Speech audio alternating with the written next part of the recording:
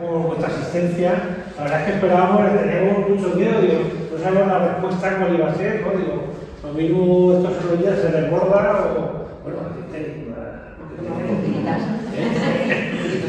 por la charla que nos ha preparado Alicia, que es de violencia sexual, ¿qué podemos hacer? No hace falta que nos diga de un proceso reciente, y a raíz de eso, bueno, pues ha tenido intervención pues tanto con la propia familia como también con los alumnos, ¿no? Y bueno, que estaba pendiente pues una charla con los padres, con las madres, con la familia, ¿no? Y yo voy a leer un poco el currículum de Alicia, un poco para que sepáis que, bueno, de cierta manera no es una persona cualquiera que no va a darle una charla que no tiene idea del tema, ¿no? Aparte que tiene una gran experiencia, tanto como profesional en este tema, ¿no? Es doctora en Psicología por la Universidad de Alicante, máster en Sociología. Ha trabajado como profesora en la Universidad de Alicante, tanto para las carreras de infantil, primaria, criminología, en el máster de secundaria también, y también como el título propio de la universidad, experto en violencia de género. Como psicóloga ha trabajado atendiendo a mujeres víctimas de violencia en el Centro Mujer 24 horas realizante, en la Consejería de Igualdad de Género del Ayuntamiento de Petrel, donde más de 10 años ha dado incluso charlas sobre sexualidad, prevención de violencia de la pareja, educación afectivo-sexual. Asimismo, ha desarrollado su labor como psicóloga y educadora en un centro de protección de menores de la Consellería, ¿no? También tiene investigaciones y escritos artículos sobre este tema, sobre las mujeres, abusos sexuales a menores, sexting, educación sexual para personas con diversidad funcional, mitos y falsas creencias sobre sexualidad en jóvenes y coeducación. Lo digo, pues, tanto investigaciones como artículos sobre esto, ¿no?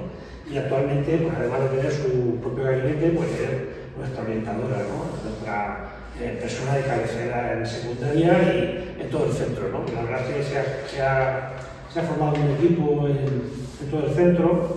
Ahora mismo pues, contamos con una orientadora también infantil, aunque no está a jornada completa, pero que bueno, que entre las dos orientadoras más las PT, el equipo de PT, pues la verdad es que y la logopeda, pues se ha formado un equipo de orientación bastante potente, porque cada vez, la verdad es que cada vez es más necesario y bueno, tanto para los, como yo digo, para los que están bien como para los que les hace falta, que a los que estamos bien también les hace falta, ¿no?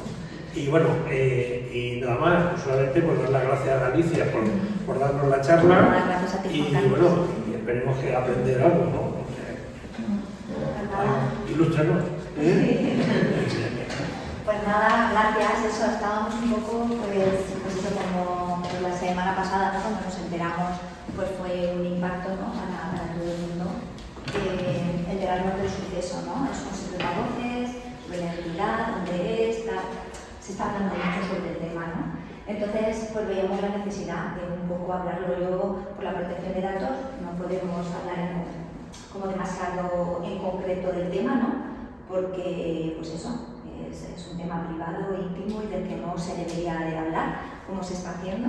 Entonces tampoco lo voy a hacer yo, pero sí que vamos a hablar del tema en general, ¿no? Que no lo concretemos en un caso particular, ¿vale?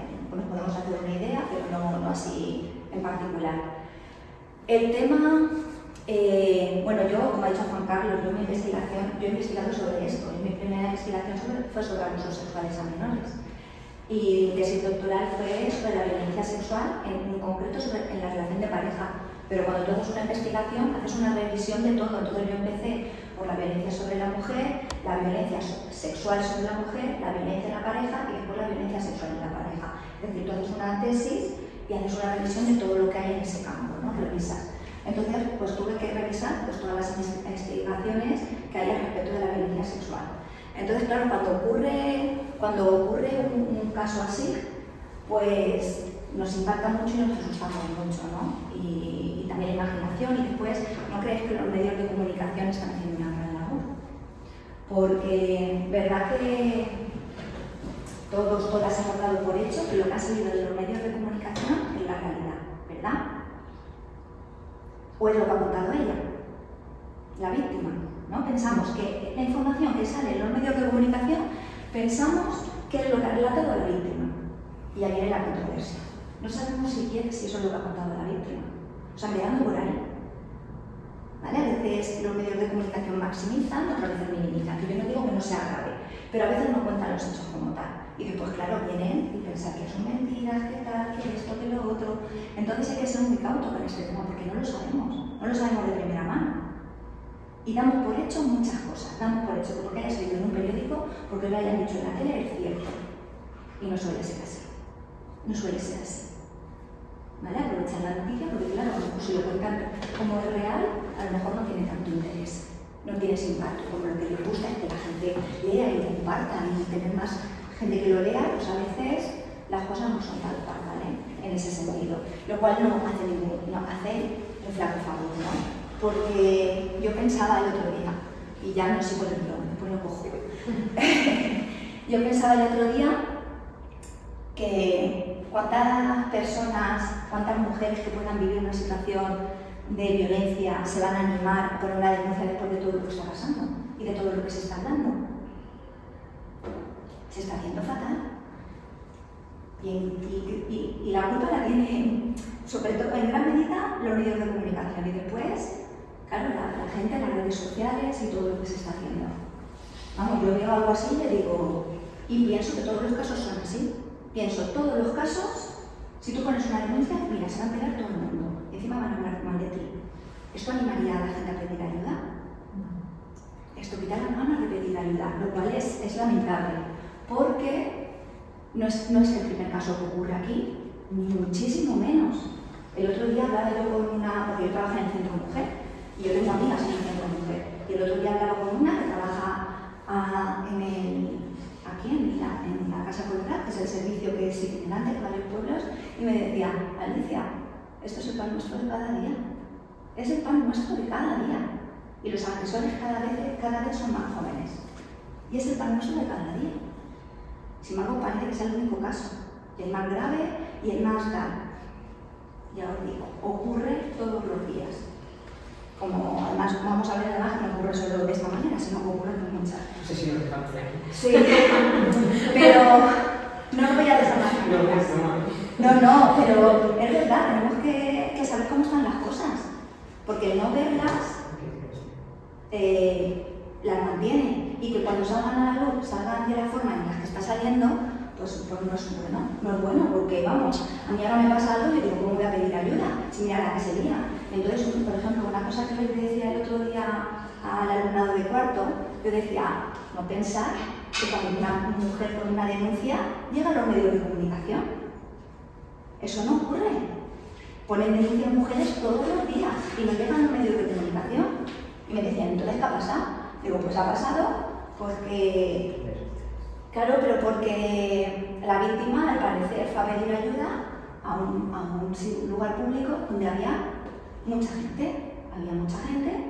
Y entonces se enteró mucha gente. Y entonces, a partir de ahí, los medios de comunicación se han enterado los medios de comunicación. Pero los medios de comunicación no se han enterado ni por la víctima, ni por la familia de la víctima, ni por la policía, ni por el hospital. Y esto es el teléfono loco. Tú vas a poner una denuncia y no se entera nadie. Tú vas a hacer una mujer 24 horas y no se entera nadie. Se entera los que tú quieras que se enteren, o los que el agresor quiera decírselo, pero no sale, porque os está ocurriendo todos los días. Pero da la impresión de que es el único caso, el más grave, y encima que cada vez que vais a poner una denuncia vaya a ocurrir esto. Y no es así, ¿no? Entonces eso es lo primero que tenemos que tener en cuenta. Entre la realidad, los medios de comunicación y que no siempre ocurre esto, porque a mí eso me parece muy importante aclararlo, porque si no vamos, las mujeres van a coger miedo de denunciarlo, que si denuncio y después va a pasar lo que va a pasar, ¿vale? Bueno, pues un poco lo que yo me había planteado que quería contaros hoy, ¿no? Quiero hablar sobre la violencia sobre la mujer, la violencia sexual. La violencia sobre las mujeres es violencia sexual, así, eso. Que cuando, bueno, ahora lo explico, ¿vale? Esto, cómo podemos estar más seguras y protegidas, dónde podemos acudir en caso de emergencia, cómo podemos actuar si conocemos un caso, la victimización secundaria, que disminuir la responsabilidad de todas y todos, de toda la sociedad y de los que estamos estamos alrededor y que tenemos que cambiar un poco, una reflexión final para ver un poco qué podemos hacer. Entonces, bueno, la violencia, yo cuando hice la tesis doctoral, pues se me ocurrió hacer una clasificación. Yo cogí varios estudios, pues un montón, todos los encontré, obviamente, así como científica, coges el base de datos y pues encuentras estudios a niveles internacionales, pues el estudio multipaís de la OMS, el estudio de todas formas de violencia sobre las mujeres que hace Naciones Unidas, estudios a nivel europeo, estudios a nivel nacional, estudios hechos por universidades, diferentes países, aquí en España, y vas un poco viendo cómo está la situación. Y dije, de la violencia sobre la mujer en general, y dije, la voy a clasificar. Yo encuentro otras clasificaciones, yo como me interesa hacer la violencia sexual, pues voy a separar las violencias que es sobre la mujer, y voy a hacer el grupo de las físicas, el grupo de las psicológicas y el grupo de las sexuales. Claro, mi sorpresa fue que la sexualidad, la violencia sexual estaba presente en cada una de las formas de violencia que se ejercen sobre las mujeres. O sea, no me di cuenta hasta que me hice la revisión y fue una de las conclusiones principales, aparte de después las estadísticas. Pero la violencia a las mujeres se nos ataca por ahí, siempre. Yo me quedé de verdad helada porque, mire, hice una revisión de las formas de violencia en todo el mundo. Mutilación genital femenina, se les cortan los genitales a las mujeres. Cuando hay maltrato en la pareja, aunque sea físico y psicológico, lo que se intenta es controlar la sexualidad de la mujer, por eso siempre están por el medio de los celos, ¿no? Eres mía, tu sexualidad es mía, no quiero que tu sexualidad vaya por ahí, tengo miedo, y entonces se hace daño. Aparte de que yo, por ejemplo, en mi tesis salió que el 80% de mujeres que sufren otro tipo de violencia también sufren agresiones sexuales dentro de la pareja.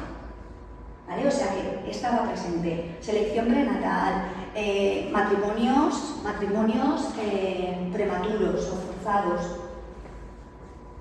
¿Que las niñas se casan y creéis que no hay sexo? ¿Creéis que no hay sexo? La lapidación, casi siempre por tema de adulterio, de acusaciones de infidelidad, de por ser lesbiana, por ser, o sea, acoso sexual, prostitución, o sea, explotación sexual, abusos sexuales a menores, acoso sexual callejero, agresión fuera de la pareja, dentro de la pareja. Siempre está la sexualidad por el medio. O nos hace daño a la sexualidad o tiene motivos sexuales. Siempre es algo de esto. ¿Vale? Aquí yo, pues eso, empecé también por etapas y en todas las etapas. Además ocurre en todas las etapas. En todas las etapas hay alguna forma de violencia sexual sobre las mujeres. Esto, nada, es un poco lo que os he dicho, ¿vale? Que todas las formas es una conclusión de mi tesis. ¿Vale? Pues eso, que ejercen contra las mujeres, atacan la sexualidad, intentan controlarla o se realizan por motivos sexuales o le perjudica la sexualidad, siempre hay algo por medio. ¿Qué pasa? Que la violencia sobre las mujeres durante toda nuestra historia ha estado invisibilizada. Y si la violencia física es poco visible, la psicológica menos y la sexual ya nada. Yo cuando trabajaba en el Centro Mujer, elaboré junto con unas compañeras de la universidad, elaboramos un protocolo para explorarla, porque ni siquiera limitaba. Exploraba la violencia psicológica, exploraba la violencia sexual, o sea, la física y la sexual, y preguntábamos quién se atrevía, o en algún protocolo que miré, porque miré todos los protocolos que había, en la policía, en todos los sitios, y el que mejor hacía una pregunta dicotómica. ¿Su marido la agredió sexualmente, tal? Sí, no. Ahí se para de preguntar. No se denuncia, no se puede demostrar, ni dentro ni fuera de la pareja, ¿vale? Es algo que suele pasar en intimidad. Igual que la violencia sobre la mujer suele pasar en la intimidad, ¿vale? Entonces por eso está ahí que casi ni se ve, ¿no? Porque es un poco... No se ve la violencia sobre la mujer, pero encima dentro de todas, la sexual es la que menos se ve de todas. Aquí os he puesto la definición del Código Penal de la última reforma que ha habido, ¿vale? Que considera ahora todo es agresión sexual. Eso ha sido una reforma que antes se distinguía entre abuso, tal, ahora todo se considera agresión, entra dentro de esta definición, que es cualquier acto que atente contra la libertad sexual de otra persona sin su consentimiento. Solo se entenderá que consentimiento cuando se haya manifestado libremente mediante actos que, en atención a las circunstancias del caso, expresen de manera clara la voluntad de la persona. Es decir, aquí ponen el foco en el consentimiento. Y esto me parece clave, el consentimiento, porque antes no se tenía en cuenta el consentimiento, pero ni dentro ni fuera de la pareja. Y dentro de la pareja, pues ya se da por hecho. Ciertos derechos sexuales, el delito conyugal, parece que se da por hecho que hay que cumplir y que hay que tener relaciones sexuales, y que está mal negarse, y que si está mal parar si has empezado, y hay un montón de creencias falsas que perjudican muchísimo a todas las mujeres y sigue perjudicando también a las jóvenes, ¿vale? Sigue. Entonces esto hace falta hablarlo, porque si no lo hablamos nos aprendimos el consciente, ¿vale? Pero el consentimiento es muy importante.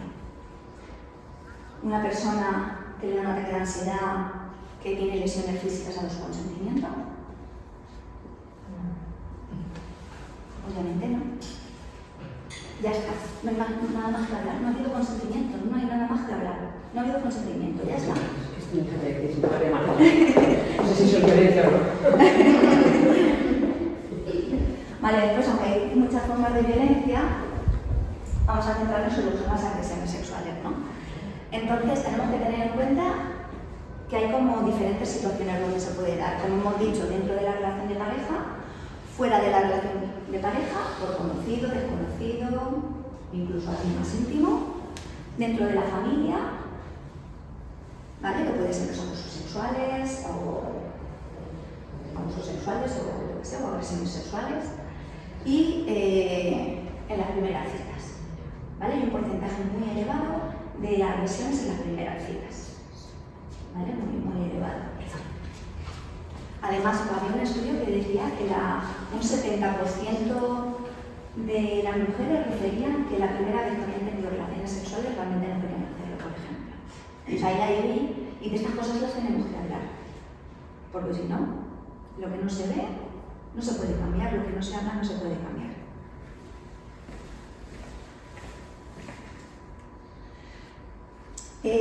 No sé si poneros este vídeo o lo pasamos y lo dejo para el final.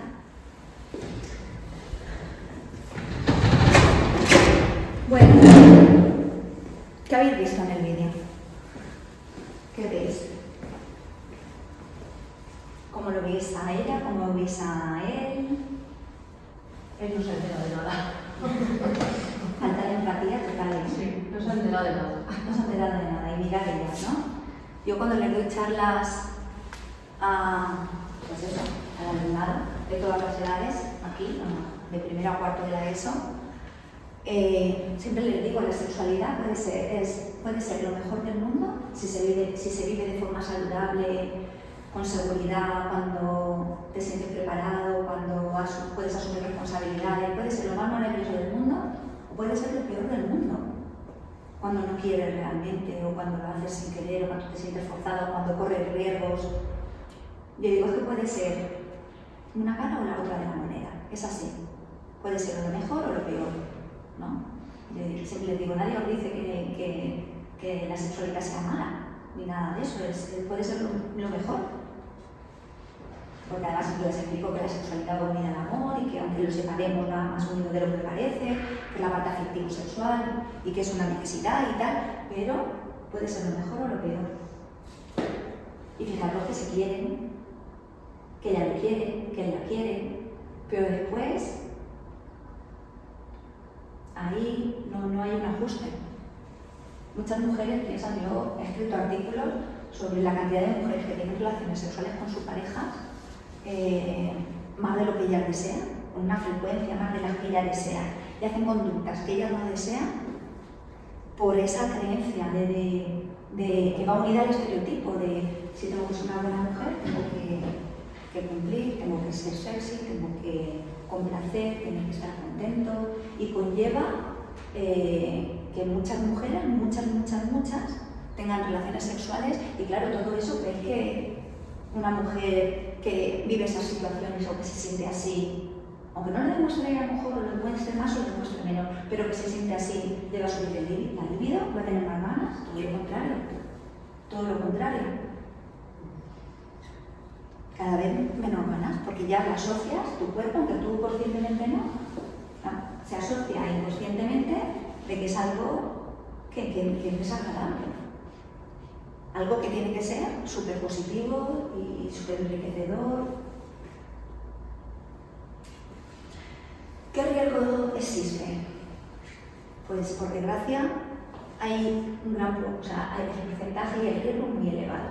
Pues me he traído, no lo he puesto aquí, pero me lo he anotado, porque justamente vengo ahora del gabinete y tenía ahí la tesis y digo, mira, voy a sacarle, voy a echar un vistazo a algunos datos. Y mira, por ejemplo, el acoso sexual, según un estudio de la Unión Europea, entre el 45 y el 55% de las mujeres refieren alguna vez haber sufrido acoso sexual. Entre el 45 y el 55% de las mujeres.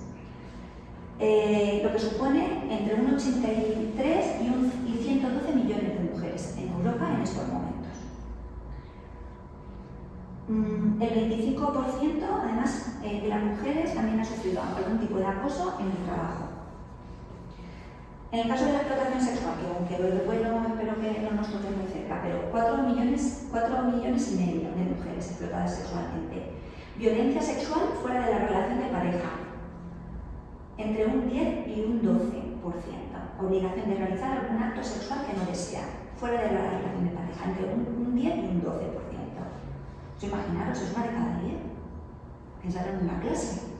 Van a ver, en algún tarde o temprano, en alguna clase, algún caso hay de que tengan una mala experiencia.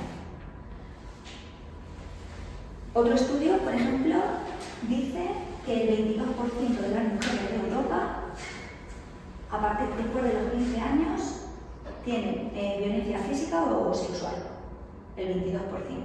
Si nos vamos a los abusos sexuales a menores, también hay variación dependiendo del estudio.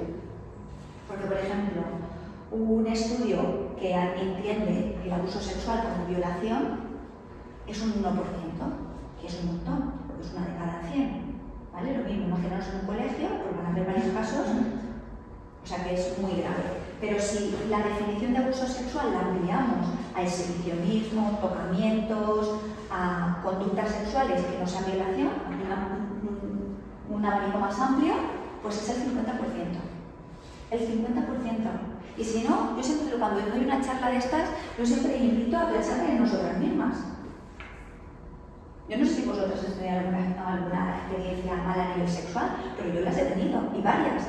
Yo el otro día lo decía en una charla, digo yo, a los 7 años fue mi primera mala experiencia a nivel sexual. Yo estaba en la piscina de mi apartamento, me llamó un hombre por la valla, me acerqué y se estaba masturbando. Yo tenía 7 años, no se me olvidará el impacto. Y no fue la primera vez que me han ido ocurriendo a lo largo de la vida situaciones por desconocidos. Un fin de semana, un sábado por la noche, un no sé qué. Es decir, estamos en riesgo continuamente. Y yo creo que cuanto más joven, más joven, las adolescentes más.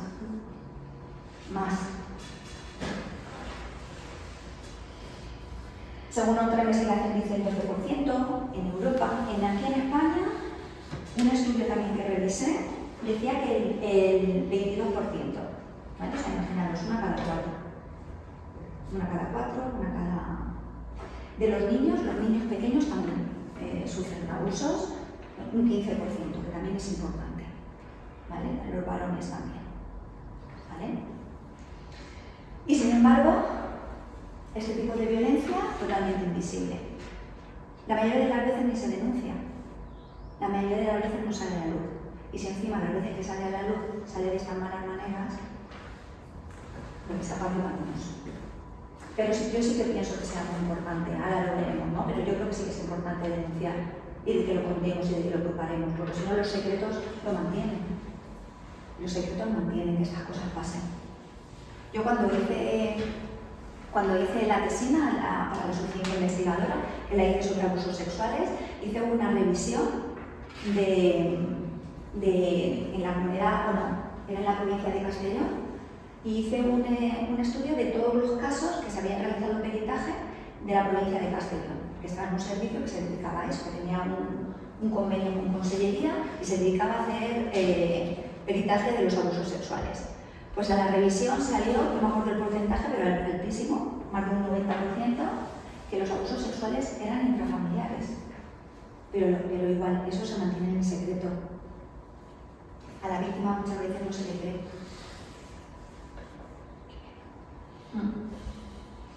¿Cuándo salen a la luz? ¿Cuáles eran los casos que salían a la luz? Cuando era alguien fuera de la familia, no tenía ningún vínculo, eso sí que salió en el periódico. Me acuerdo una vez que salió un caso de abuso de un entrenador de no sé qué, y ese caso sí que salió a la luz. Pero esos casos son menos frecuentes que cuando son intrafamiliares. Una de las frases también que me acuerdo que puse en la tesis, aunque no sé si la diré textualmente, era: nos enseñan a temer a los desconocidos, cuando a veces está cerca, ¿no? Y cuanto más cerca, más oculto es, menos visible y menos... Y después hay un rango amplio, ¿no? O sea, todos los casos de abusos o inapropiados no son todos gravísimos, con violaciones, con violencia física y tal, sino que ahí también puede empezar, pues como la violencia, con comportamientos inapropiados, con un que queda circulo, que no sé cuánto, pero claro, no es un comportamiento familiar. A mí eso me lo cuentan así, amiga. Yo, pequeña, mi prima, no sé qué, me tocó, mi tal, yo no quería, el padre de mi amiga, mi padre, mi tío, comentarios sobre el cuerpo, de broma, de tocar, que a lo mejor no son cosas gravísimas, pero son cosas que no se tienen que hacer. Que no se tienen que hacer. ¿Y cómo se puede hacer? ¿Cómo pueden reaccionar? Sí. Eso era otro punto, pero lo digo ya. Pues la reacción siempre tiene que ser creer a la niña o a la mujer que lo cuentas. Porque es que la mayoría de las veces, es decir, es como la punta del iceberg, o sea, salen a la luz el mínimo de casos. Detrás hay un montón. Una que lo cuenta justamente va a ser mentira, ¿sabes? Pues es el porcentaje de denuncias falsas en ese sentido. Ya el canciller de Madrid ya lo ha alertado muchas veces, que muchos delitos son muchas denuncias falsas, que justamente en estas cosas no, que salgan sueltos o que haya incongruencias o tal no quiere decir incluso que sea mentira. Entonces lo primero es creer, ¿vale?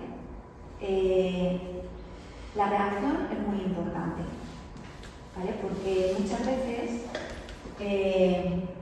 cuando el miedo que tienen muchas chicas, muchas niñas, es de miedo de la reacción de la familia, ¿vale? Piensan a lo mejor que incluso que su madre o su padre no lo va a poder soportar. Entonces el miedo a que tu padre o tu madre se vayan a volver locos es lo suficiente como para decir no se lo puedo contar. Entonces, si lo cuentan, tenemos que también controlar un poco nuestras reacciones. Ya sé que es difícil, pero es importante porque, por ejemplo, con los abusos sexuales, veíamos que cuando a lo mejor una niña pequeñita contaba algo, si la reacción de la madre o del padre era como: ¿pero qué estás diciendo? ¿Pero esto es verdad? ¿Pero yo lo mato? No sé qué, no sé cuánto. Cualquier cosa, la niña pequeña hacía. Ya no se lo volvía a contar a nadie. Porque la reacción de su madre, de su padre o de quien sea era más perturbadora casi que el hecho en sí. Y de hecho muchas víctimas no lo cuentan por esto. ¿Vale? De hecho yo cuando trabajaba en el Centro Mujer, desgraciadamente pues atendía a muchas mujeres. Por ejemplo, hubo una época que había un violador que iba a los parkings y violó a un montón de mujeres. Hubo una época que tuvimos ahí muchas mujeres. Y la reacción de la mayoría, bueno, y de otros casos, es por ejemplo lavarse, destruir la ropa, pero lavarse incluso con lejía y con estropajo, destruir la ropa, o sea, obsesivo, me lavo de forma obsesiva. Y su primera reacción es, esto lo voy a olvidar y no se va a enterar nadie. Porque claro, si se lo digo a mi pareja, se va a volver loco. Si se lo digo a mi madre, va a ser un drama. Si lo digo a mi padre, entonces pensar todo lo que te viene encima es motivo para decir: yo de aquí, esto no pasa. Voy a intentar olvidarlo, voy a intentar pensar que esto no ha ocurrido y mañana voy a actuar como si tal cosa. Entonces, claro, ahora hemos añadido, desgraciadamente, a lo que ha pasado, una reacción en el nivel social. Ahora encima, por alguna chiquilla o alguna mujer que le pase, pensará, lo voy a decir, no solo mis padres lo van a pasar fatal, sino encima después no me van a creer, me van a poner verde, voy a salir a la calle, me van a juzgar, es que prefiero callarme. Pero claro, durante tantos años, tantas veces las mujeres se han callado por estas cosas, porque el primer sentimiento que entra es el de culpa. No hay ni una víctima que se sienta culpable, ni una sola, ni una. La culpa es algo que es lo primero que viene y lo que más cuesta de quitar. La culpa, el y si hubiera hecho esto, y si hubiera hecho lo otro, y si. Vienen los y la culpabilidad de que podría haber hecho. Y si hubiera mostrado más resistencia, y si me hubiera ido, y si no hubiera hablado con él, y si hubiera sido más fría, y si hubiera llevado otra ropa, y si. Y entonces, eso es lo más importante. Entonces, quitarle las culpas y creer es lo primero, la primera reacción, o sea, lo primero. Y darle la seguridad. Mirad, a ver si lo cuento así sin enrollarme mucho, hay 4 tipos de apego. Está un apego seguro y 3 inseguros. Una persona cuando tiene apego seguro ayuda a la otra persona, o al niño o a la niña, pero mostrando seguridad y que esto se va a solucionar y que va a ir bien, ¿no? Como que esto lo vamos a solucionar, ¿sabes? Te creo, te apoyo y lo vamos a solucionar. Incluso desde un punto de vista de tranquilidad, aportando tranquilidad y seguridad. Otros tipos de apegos lo que hacen es, a lo mejor sí te atiendo, pero me vuelvo loca. Entonces no estoy dando seguridad y tranquilidad. Porque claro, reaccionas con tanta preocupación, con tanta ansiedad, con tanto malestar, que no me estás dando eso que yo necesito ahora. Y después los otros, o después el otro es como, hay mujeres, pues eso, hay también estilos de apego pues que ni siquiera están, que no ven nada, a lo mejor incluso por haber tenido experiencias propias, no conectan con sus propias emociones o con la situación que está pasando, no pueden, se protegen de sus propios traumas, entonces no pueden ver lo que una persona cercana o tu hijo o tu hija pues está pasando. Y después el otro es culpar. El tercer tipo de los inseguros sería el que culpa, el que pone encima la culpa es tuya por hacer esto, por haber bebido, porque la has provocado, porque tu forma de vestir, porque no tenías que haber ido por ahí, porque tenías que haber ido acompañada, porque ya te lo he dicho. Y entonces, entonces el mejor y el que es esa persona que te cree, que te atiende, que te va a ayudar, pero que te aporta tranquilidad al mismo tiempo. Y ese es el más complicado, ¿vale? Que no es el más frecuente precisamente. ¿Vale? Aquí en nuestro país el más frecuente es el preocupado, que es el que se monta el drama. Aquí es el más frecuente ese. Pero claro, eso crea esa ambivalencia. Es decir, porque sí que me vas a ayudar, pero te vas a preocupar mucho y tu sufrimiento me hace daño. Entonces, como verte sufrir a ti me hace daño, prefiero evitarte ese sufrimiento y no te lo cuento. ¿Vale? Por eso la reacción es muy importante. Creer, apoyar, buscar ayuda. Ahora veremos un poco incluso los sitios donde se puede buscar ayuda. ¿Vale? Pues como riesgo que existe, pues muy bien, a lo largo de nuestra vida, yo os digo, os invito a pensar en vosotras mismas.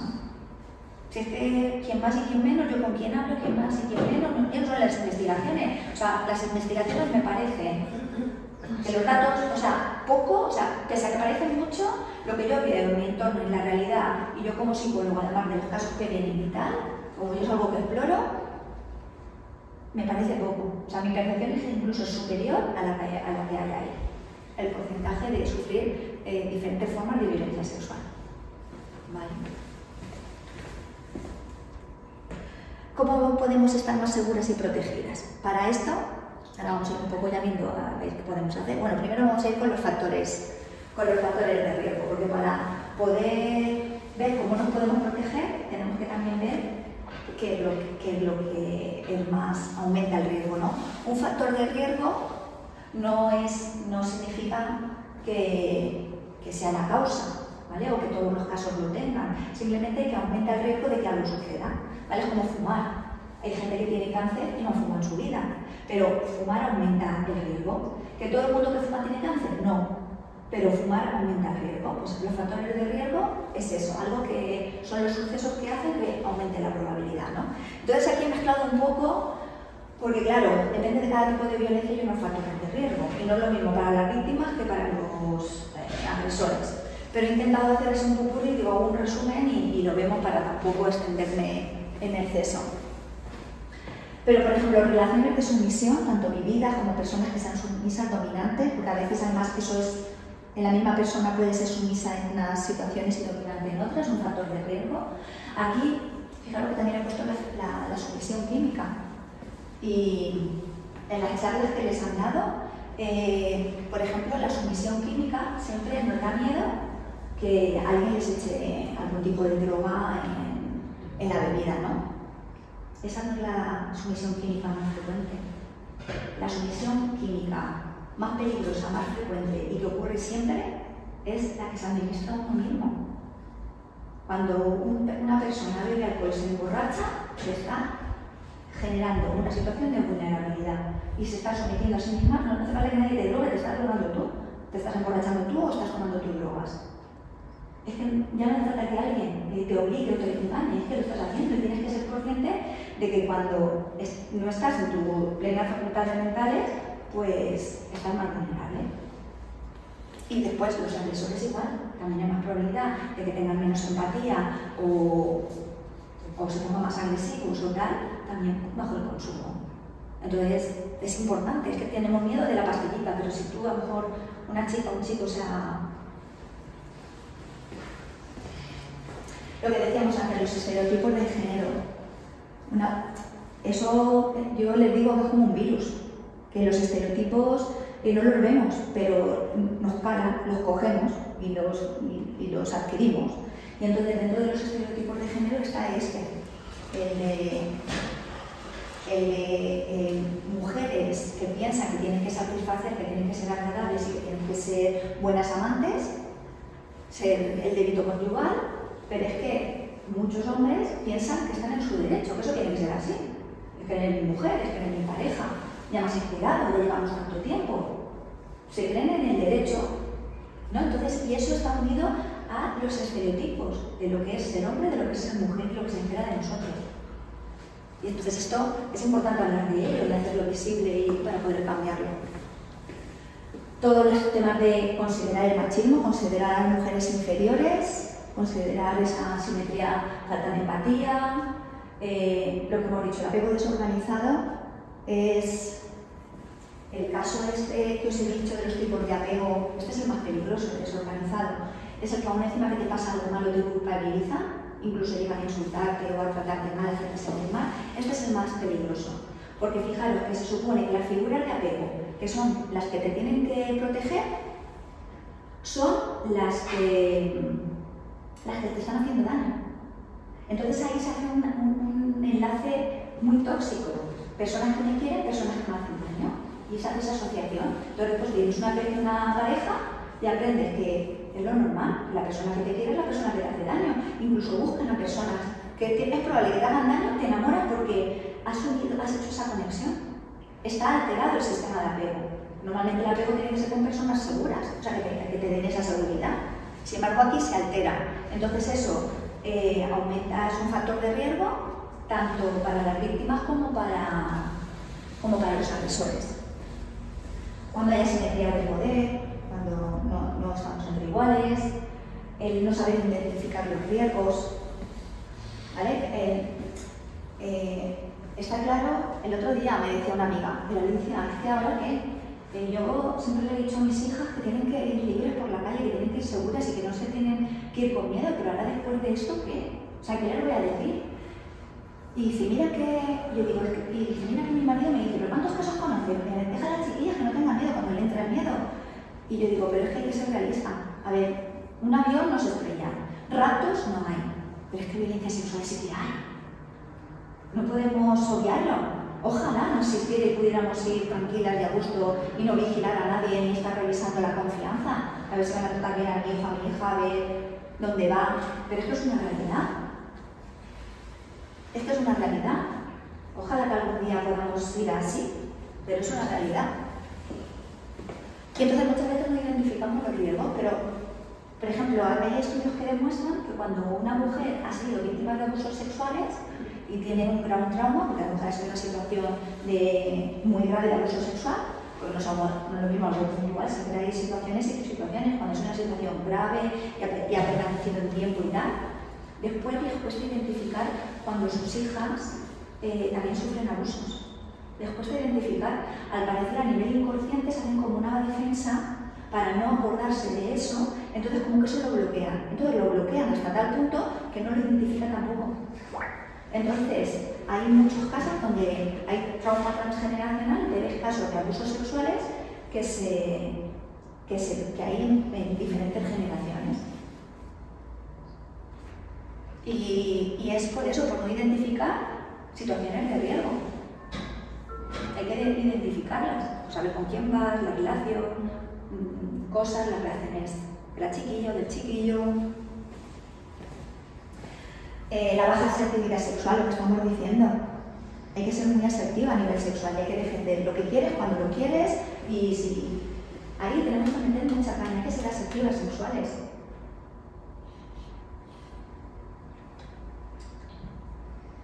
Ni un beso a la fuerza. Ni un beso a la fuerza. Ni tu marido, ni tu novio, ni nadie. No te puede tocar nadie, ni el culo, ni la teta, ni tener relaciones cuando tú no quieres, aunque sea tu marido. A lo mejor en un momento te apetece y en otro no, no te tiene por qué invadir ni tu cuerpo ni tu espacio. Pero sin embargo, hay un estereotipo que te dice que no, que tienes que estar ahí y ya es lo que toca. Y esto, las chiquillas jóvenes también lo maman porque no tienen otro modelo. Si vienen a lo mejor a su madre, les diré, ahora no me toques, pídeme permiso. Sí, pero eso está bien, y eso después está bien que las hijas lo vean, que no es... ¿Vale? Decir, no, tú tienes que defender esto. ¿Sabes? Es que esto es así, tú también lo tienes que hacer. Baja educación sexual en valores, ¿vale? Cada vez se están perdiendo más en la sexualidad. Yo creo que también la pornografía, la ven. Hay un estudio que dice que a los 8 años los chicos, los varones, empiezan a ver pornografía.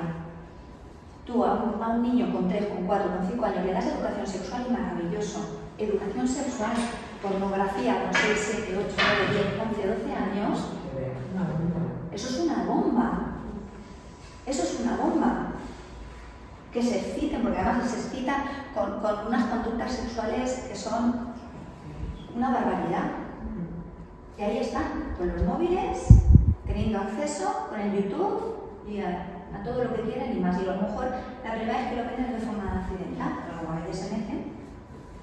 O sea, se meten anuncios o tal, y ya una vez que lo ven, ya es como que es una perversión, ¿no? No tienen la madurez como para ver ese contenido, entonces cuando lo ven por primera vez les impacta tanto que empiezan a verlo más. Y claro, pues eso no ayuda. Después los agresores cada vez son más jóvenes, a saber qué contenidos habrán visto, para que les excite este tipo de conductas. Para que vean a las mujeres de esa forma a nivel sexual, para que piensen que haya esa relación de sumisión y dominación a nivel sexual, y eso les guste. No, claro, pero a lo mejor un adulto puede saber la distinción entre una fantasía o tal y la realidad, pero a lo mejor un crío, eso se queda ahí en el inconsciente.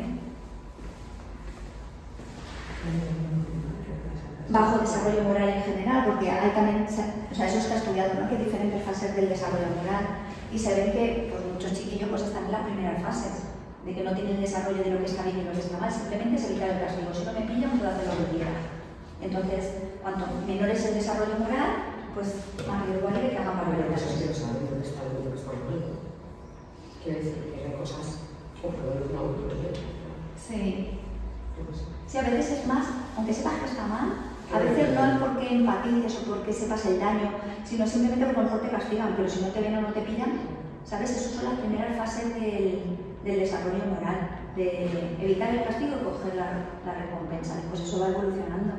Pero claro, un agresor está en el nivel más bajo del desarrollo moral. Después que hayan otras situaciones disfuncionales, que haya maltrato en casa, drogas, no sé qué, pues situaciones de, pues todo eso también es un factor de riesgo. Y como he puesto ahí, la pornografía. Sí, factores de protección. ¿Cuánto tiempo llevo? Las 8, ¿vale? Ya me queda poco. Por lo que decía ahí, apego seguro. Si tú sabes que puedes contar con tu madre, con tu padre, con una figura, que sepas que puedes hablar, que no se va a asustar, que no va a volverse loca, y no te vale que cuentes cuando pase algo. Ya te cuenta de eso, no. Claro, pero bueno, si le cuenta otras cosas, es importante transmitirle de decirle cómo lo voy a manejar. O sea, claro que me va a afectar, pero lo voy a poder manejar y te voy a ayudar. No voy a poder soportarlo, me voy a volver loca. No transmitir eso es decir, pues claro que me va a afectar, porque es algo muy gordito porque me costará, pero vamos, que vamos a hacerlo lo mejor posible y que lo voy a poder manejar. ¿Sabes? O sea, no esa idea de no lo voy a poder manejar, yo si me entero de algo así y tal, entonces te dice, pues yo, chitico, porque me va a hacer más daño ver el sufrimiento de mi familia que lo que va pasando. Pues eso, fomentar la igualdad de género, relaciones sanas, educación sexual, hablando además de la asertividad, de lo importante de defender lo que tú quieres, de lo que te apetece, de que eso está bien, que hacer lo contrario es lo que no está bien. Pues hacer mucha educación en valores en general, ayudarles a identificar situaciones de riesgo, pues eso. Aquí les decimos cuando haya alguien que haya bebido alcohol, no lo dejarlo solo ni sola. Eso es súper importante. Si ha bebido alcohol, no dejarlo solo ni sola. Vale, entonces eso, que hay situaciones de riesgo desconocido. El Tinder, pues no están habiendo agresiones a través del Tinder. También salen muchas parejas. No vamos a decir lo contrario, es decir, también hay mucha gente que también se conoce por el Tinder y se queda a la casa y ya tienen hijos. Pero también hay situaciones de abuso y agresión sexual. Claro, eso es una bomba. Porque además la gente va a eso. No estás quedando ni qué va, cómo va a reaccionar, ni qué quiere. Bueno, sí sabes qué quiere, pero claro, ¿Eso no es una situación de riesgo? Eso es una situación de riesgo. Claro. Es que esto pasa gente joven y gente adulta. Entonces tenemos que ver esas situaciones. O sea, yo ya decía antes, llegábamos en las discotecas de noche, y yo decía, pues no habrá peor sitio para ligar, vamos, que se ha bebido algo de alcoholismo, tiene la cabeza muy allá. Hay poca luz, hay ruido y encima con el tabaco no hueles, o sea, tienes todos los sentidos nublados. ¿Qué elección vas a poder hacer en esas circunstancias? Porque no te gusta, porque te ven la cara. Pero si yo entonces decía, ¿qué elección vas a poder hacer con todos los sentidos nublados? Pues, claro, pues ahora con esto de quedar a través de redes sociales, pues es otro riesgo añadido que ahora está pasando mucho. Vemos que hay pues eso, mucha pornografía, mucho a nivel sexual, se ha elevado mucho las relaciones, las relaciones con muchas parejas, todo esto ha cambiado. Todo esto ha cambiado.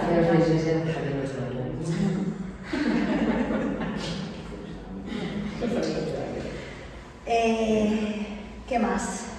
Pues eso, hay que desarrollar la vida, o sea, la empatía. No me jodas, la isla de las tentaciones, lo que te encuentras ahí en la calle. Claro, es que por todos los lados, claro, reciben ejemplos poco saludables. Y piensan que eso es la vida, ¿no? Sí. Y tienen 16 años, no saben nada y están viendo eso en la tele. 16 y más Y más pequeños. Y más pequeños. Se ve en la tele. Saber buscar ayuda, eso es muy importante. Si te pasa, porque además, por desgracia, puede ser que algún día te pase, porque tienes muchas probabilidades, que sepas cómo protegerte y qué hacer. Entonces, lo que hemos dicho antes, por desgracia, cuando ocurre algo hay que guardar todas las pruebas. Entonces, pese al instinto más grande es lavarte, eliminar todas las pruebas y quitarte cualquier recuerdo, todo lo contrario, eso es lo último que hay que hacer. Y eso les cuesta mucho. cuando ha sufrido una situación de acoso, de agresión a nivel sexual, el instinto de lavarse es lo primero, y eso hay que comprenderlo. Entonces, esto las mujeres y las chicas y las niñas lo tienen que saber. Cuando te pase algo, tienes que pedir ayuda, tienes que contarlo lo antes posible, te vamos a ayudar, esto se puede denunciar y tienes que recibir ayuda y lo vamos a poder manejar, porque es que lo que les impide pedir ayuda, ya os digo, es muchas veces la reacción de la familia. Entonces tenéis que saber que vais a reaccionar bien, que vais a buscar ayuda y que sabéis cómo actuar. Y a mí no está mal que te dice esa persona. Pues yo pues no está mal, ¿eh? Es una buena idea. La seguridad es que además una cosa que ocurre mucho es que llega un momento en que cuando estás en una situación así, donde tú no quieres y te ves forzada o te están forzando, coaccionando, incluso con fuerza física, lleva, no sé, como que hay un instinto que supongo que será un instinto incluso animal, ¿no? Como cuando da una reacción vasovagal, ¿no? No es esa, a lo mejor no te llega a dar una reacción vasovagal, pero no sé si sabéis lo que es una reacción vasovagal. Bueno, pues por ejemplo a los animales y a nosotros como animales nos pasa también como mamíferos, a los reptiles también les pasa. Cuando están a punto de morir, cuando a lo mejor les coge un depredador o algo, se bajan las pulsaciones, se hacen los muertos. Sí. Eso es un instinto que tenemos, ¿no? Cuando estamos en riesgo, te desconectas. Eso dicen que tiene a nivel así de supervivencia, tiene varios motivos. Por uno, el depredador, cuando no le gusta la carroña, si piensa que estás muerto, a lo mejor no te come, porque hace así y dices, está muerto, no me motiva, no me lo como, que a veces has salvado por eso. Y lo segundo es que si vas a morir, pues ya está, ya no te enteras, ¿vale? Entonces, parece que tiene esos motivos. Entonces, a lo mejor hay personas que cuando están en una agresión sexual, o bien pueden llegar a tener una reacción vasovagal, o aunque no la tengan, es un poco ese estado de disociación que llamamos de disociación. Es como que dices, como la chica un poco como he visto, es decir, que pase lo antes posible y yo no hago nada ya. Vale. Lo he intentado, he dicho esto, estoy en riesgo, no me siento bien, no hago nada. Y entonces muchas veces en agresiones sexuales realmente las mujeres a lo mejor no muestran muchísima resistencia, ¿vale? Y eso es algo que en los juicios después lo ven sin marcas, ha habido resistencia, ellos ahora afortunadamente con el consentimiento ya tenemos ahí algo ganado, pero antes era como no ha habido resistencia, pues ¿qué querías? Y claro, no es que no hubiera resistencia, es que había una reacción o una disociación que hacía que la mujer se quedase como paralizada. Entonces, pues no está mal luchar, a lo mejor hasta te libres y te escapas. Y yo cuando trabajaba en la Concejalía de Igualdad, que se llamaba entonces, yo me acuerdo que hacíamos cursos de defensa personal. Mira, de hecho, haré la propuesta con la que trabajar. Porque está muy bien, ¿eh? Además te da seguridad, ¿eh? Y es súper divertido también. Yo cuando lo hice me encantó en su día y lo recomiendo hacerlo a todo el mundo porque te da más seguridad. Si no lo tienes que usar nunca, pues mejor, ¿eh? Pero mejor tener ahí alguna cosa. Nos apuntamos las madres para sacar cabezas. Sí. Además yo me acuerdo que había un ejercicio que hacía eso, ¿no? Que cogía la cabeza y te imaginabas. Sí. Pues eso, hay un montón de factores, ¿no? Ahí el consentimiento es muy importante, pero hay miedo, culpabilidad, delito conyugal, alcohol. Hay muchos factores que pueden estar influyendo, pero eso. ¿Dónde acudir? A ver, yo espero que nunca nos veamos en esa situación, pero al primer sitio donde hay que ir es al hospital. Es al hospital, ahí empieza lo que veremos ahora, ¿no? La victimización secundaria, ¿no? Cuando llegas al hospital no te puedes lavar, no te hacen nada, te hacen pruebas, te hacen un médico forense o tiene que venir, no sé cuánto, analíticas, medicación, claro, para prevenir enfermedades, para prevenir contagios, virus, embarazo, empieza ahí un proceso pues difícil, ¿no? También a la policía. Después hay servicios públicos que dan atención psicológica, social y asesoramiento jurídico. Aquí en el DAPED tenemos el Centro Mujer 24 Horas, que es el 016, pero que tiene sede aquí en ELDA. También la tienen en Alicante. Los servicios sociales también tienen un servicio específico para la mujer y también tienen psicóloga, especialista en violencia de género, tienen también abogada que asesora. he puesto las oficinas de víctimas del delito y, por ejemplo, también la asociación TEMIS que he puesto ahí es una asociación de mujeres juristas que en estos casos te representan, no es asesoramiento como los otros, te representan a nivel, o sea, tienes una abogada privada y además especialista en estos casos. ¿Vale? Entonces, claro, todo esto, el rollo es que es empieza a ir a la victimización secundaria, claro, que lo tienes que contar, tienes que reconocer e identificar a los agresores, tienes que contar los hechos, a lo mejor te toca volver al sitio, contar cómo fue, entonces empiezas como a contarlo, a que te hagan preguntas, a ver que no te equivoques cuando lo has contado antes y ahora, como si te lo estuvieras inventando, ¿no? Y entonces es horrible. Ese proceso es muy difícil. Y añadimos, porque no sé si te lo dije, antes lo hablamos de la victimización. Bueno, ahora lo digo. Esto ya lo hemos dicho antes, ¿no? Lo de cómo podemos actuar. Crear la víctima, proporcionar ayuda, reacción de apego seguro, proporcionar protección y intentar minimizar la victimización secundaria. La victimización primaria, ¿cuál es? La que te ocurre por el hecho en sí. Es decir, el que te sientes mal, tienes trauma, experimentación, todos los síntomas que llevan, de estrés agudo, que después con el tiempo se convierte en estrés postraumático. Entonces, eso es el impacto del hecho en sí. Pero después viene la victimización secundaria, que suele ser incluso peor, que es todo el procedimiento, todo el proceso de después, pero además el impacto social, que como en este caso, yo creo que es lo más grave de esta situación. ¿Qué? Que te juzguen, Claro. Que te juzguen, que te critiquen, que te insulten. Ahí tenemos que hacer lo posible para cortarlo. No seguir, no desmentir, no discutir, cortar, bloquear a la gente que haga esos comentarios. Porque claro, es que eso es lo peor. El saber que vas a ir por la calle y te van a ver, el saber que vas a ir por la calle y te van a juzgar, gente que te insulta, gente que no te cree, gente que te... Yo creo que ese mismo día se ve con ella en fotos. Por todas las redes sociales. Es muy difícil de parar. Claro, hoy en día.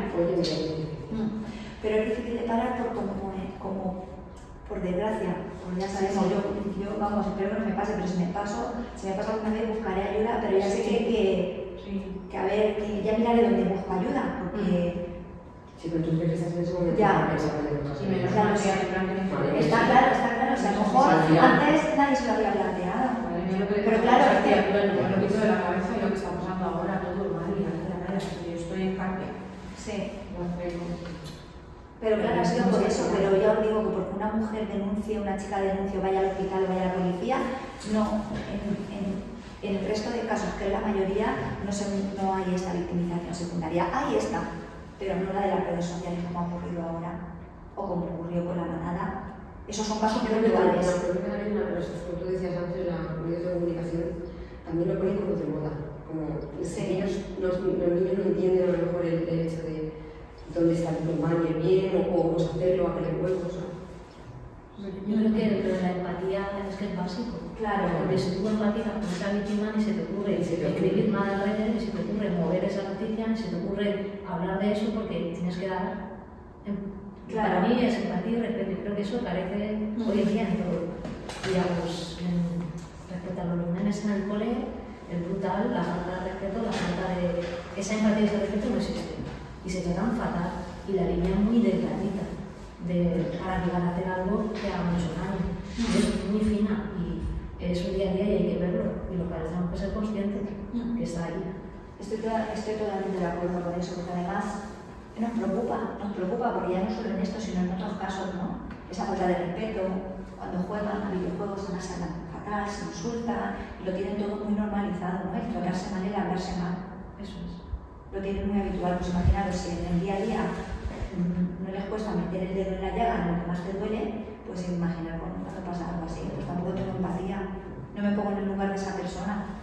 Ya que les decimos, tratar a los demás como te gustaría que te tratasen a ti, pero no, desgraciadamente no pasa en toda la familia, ni todos los niños, ni todos los padres. Pero está muy unido, la falta de empatía también, o la falta de conexión contigo mismo, con tus propias emociones y con tu mismo estado. Yo creo que si no conectas contigo, o por lo menos no con todo, a lo mejor conectas con tus necesidades secundarias, ¿sabes? O sea, con lo más superficial, pero no conectas realmente con tus emociones. Es difícil conectar con los demás. Entonces yo creo que vamos muy unidos. No tienen empatía porque tampoco tienen inteligencia emocional. Y claro, después viene los problemas, pues lo mismo. Claro, después viene la ansiedad, los problemas, ideas, autolesiones, todo esto, porque no gestionan sus propias emociones. Entonces, ¿cómo van a gestionar las de los otros? Entonces, por eso tenemos que poner pues, mucha atención en estos aspectos que son vitales, más importantes que estudiar cualquier otra cosa. Esto tiene que ser un pilar, tanto a nivel familiar como en los centros educativos.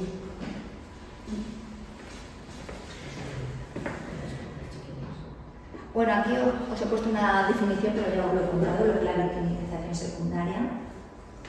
Ahí la victimización también está la victimización terciaria, que me la he puesto, que ya es un poco lo que siente la sociedad, lo que siente a lo mejor también la familia del agresor, del presunto agresor, que tampoco somos conscientes también del daño, que Dios no lo quiera, pero imaginaros qué pasa, ¿sabes? O sea, que si tan malo es estar en un lado, tan malo es malo también estar en el otro. ¿Sabes? Que sea tu hijo, tu primo, tu tal, el que lo ha hecho. Y entonces también eso tiene un gran impacto, ¿no? En muchas personas del entorno, de uno y del otro. Eso ya es terciaria. Pues eso, aquí las secuelas. Y un poco, resumiendo, es un poco lo que hemos visto, ¿no? Por último, ¿qué podemos hacer por lo que estábamos diciendo, ¿no? El tema de la inteligencia emocional, de desarrollar la empatía, de trabajar en igualdad, porque si hay estereotipos de género, hay desigualdades entre hombres y mujeres, muchas veces ven a las mujeres como objetos. Además, lo que os decía de que empiezan a ver pornografía a los 8 años, y es que se ven como es un producto que quiero consumir. Es como, la mujer se ve no como una persona que siente, sino es como si no tuviera emociones. ¿Creéis cuando alguien hace una agresión sexual que no se pone en el lugar? Es como un objeto. Es un objeto que quiero y lo consigo.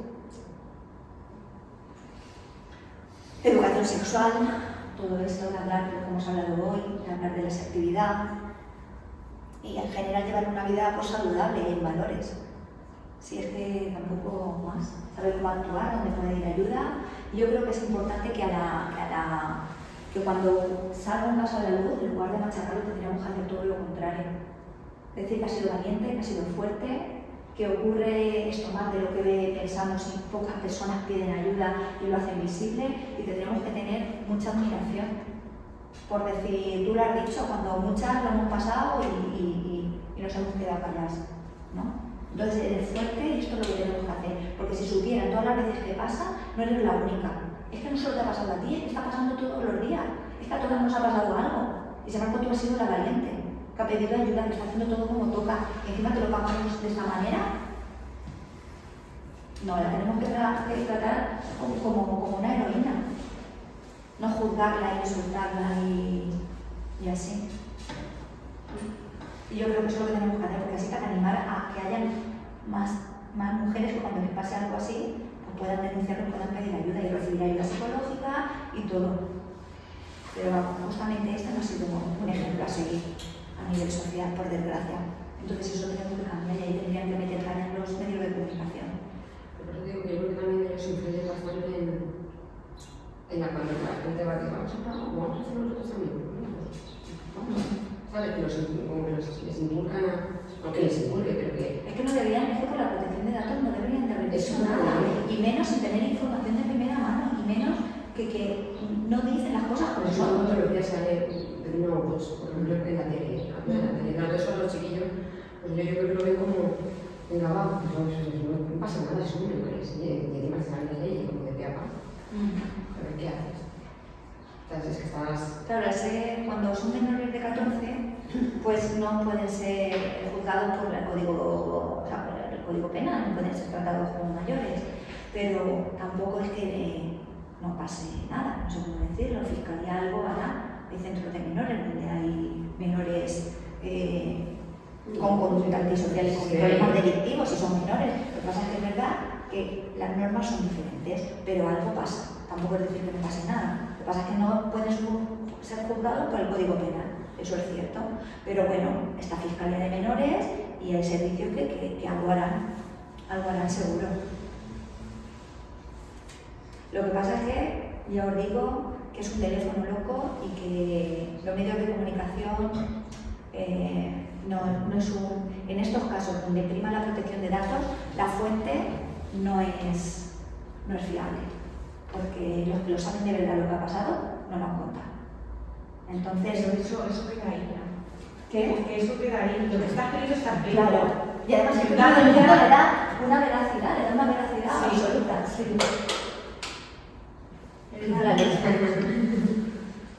Claro, la gente le da mucha veracidad. Y claro, tampoco es cuestión de que las víctimas vayan contando los... Pero es verdad que muchachas tengan cuerpo para presentarlo. Claro, Ahora no claro, puede tiempo para hacer claro, bastante tiene que digerir claro. la situación. Yo ya le dije a un cuarto de la ESO que cuando si conocemos a alguna víctima que después intenta volver a su vida, porque que hay que tratarlo con la mayor normalidad posible, que su gente cercana la mime un montón y que los demás, sabiendo que están en una posición vulnerable, pues que por supuesto que la cuiden más que nunca y que tengan más atención que nunca.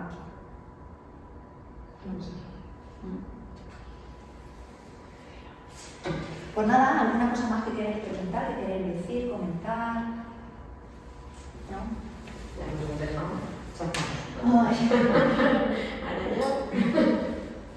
A ver, pues eso, para terminar, que el secreto perpetúa la violencia, por tanto, es verdad que hay que contarlo, hay que denunciarlo, pero hay que llevar cuidado con las redes sociales, porque mirar lo que pasa.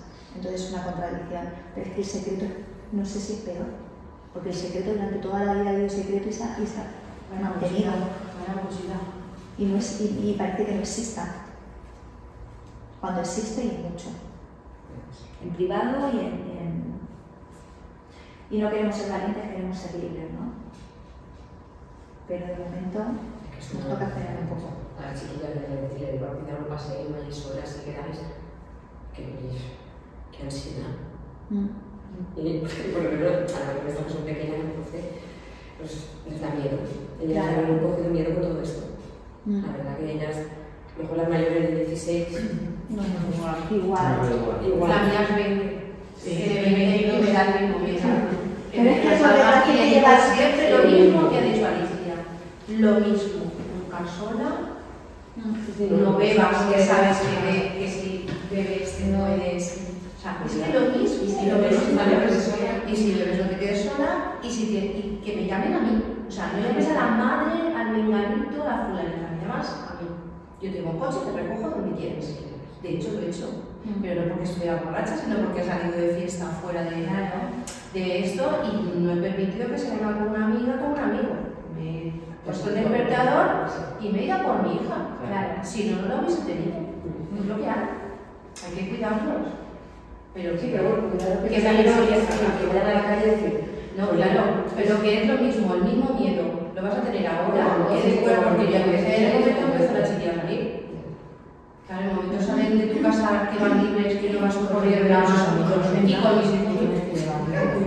Es que somos nosotras. Claro, muy malos. el miedo protege en cierta medida, no hay que tener, es como todo, ¿no? O sea, las emociones están para algo y el miedo sirve para algo y sirve para protegerte. Entonces, en un sitio que da miedo porque está oscuro, yo imagínate Cuando pasa, tienes que hacer caso a ese miedo. No es decir no supera lo que no pasa nada, no, hay un grupo de chavales, voy yo sola. No, Pues no vayas, o sea, te vas a otra calle. por si acaso. Es que si no ocurriera, pues diría, chica, no pasa nada, yo qué sé. Pues otro tipo de cosas, pues dice, es que no pasa. Entonces, como no pasa, o sea, que parezca un espíritu, pues no pasa. Que caiga un meteorito, pues son cosas que no pasan, pero esto sí que pasa. Entonces, el miedo lo protege, no hay que... ¿Qué? Si fuera pero eres un chico, no sé qué les va a pasar sobre el grupo de chicas. Un chico le da igual pasar por un sitio oscuro o... pues mira, a lo mejor nos toca a nosotros también un poco decirle al chico, un gusto.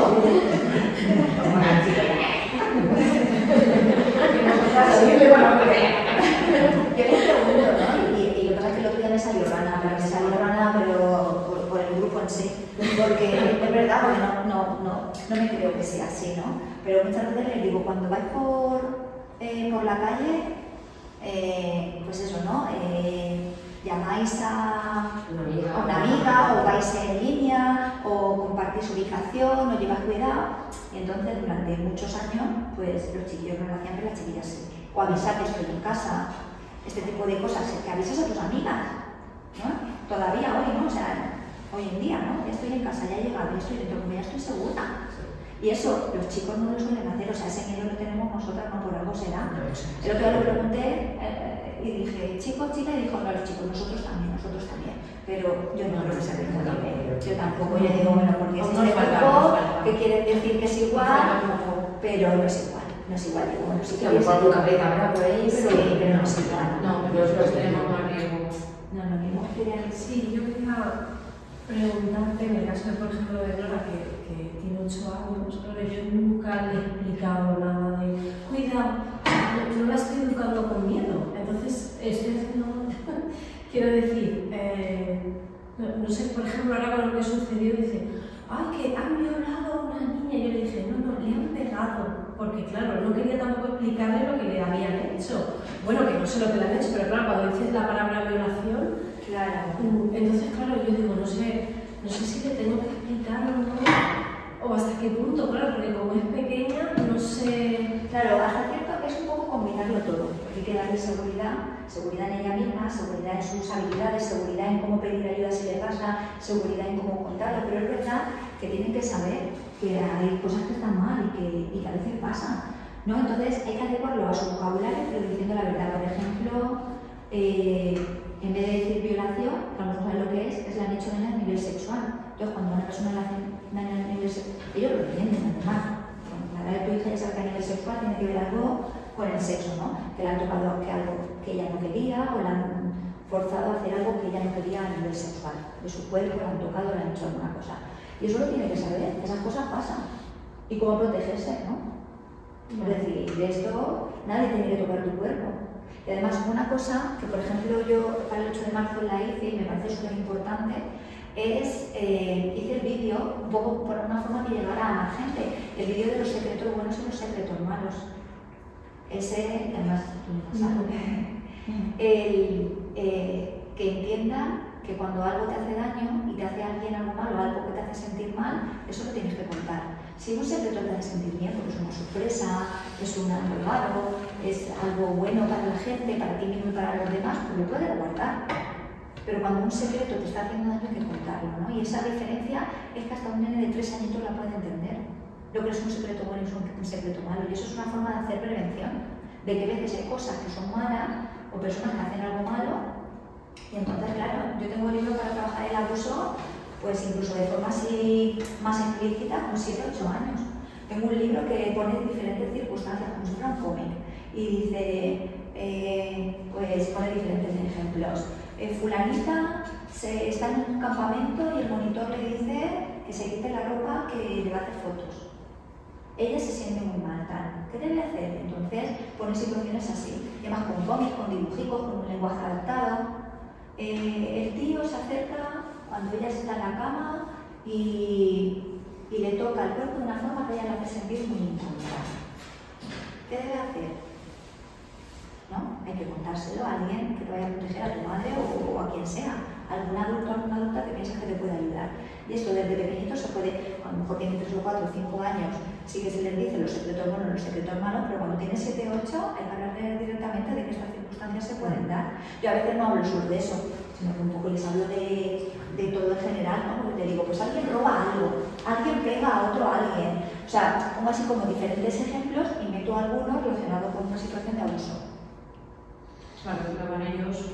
Claro, a que eso no está bien y que es normal también cuando ocurre eso que te sientas culpable, pero que tú no eres culpable, porque ya os digo, todas las víctimas de abuso sexual, aunque sean pequeñitas, no se sienten víctimas, se sienten cómplices y entonces lo ocultan. Piensa, ay, lo que he hecho.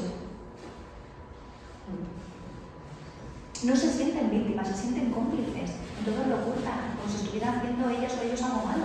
Sí, pero el adulto que lo hace también tiene mucha psicología y le va metiendo claro, y esto y lo otro. Claro. Entonces al final es que no sabes. Yo creo que Lo que sé, yo es muy complicado.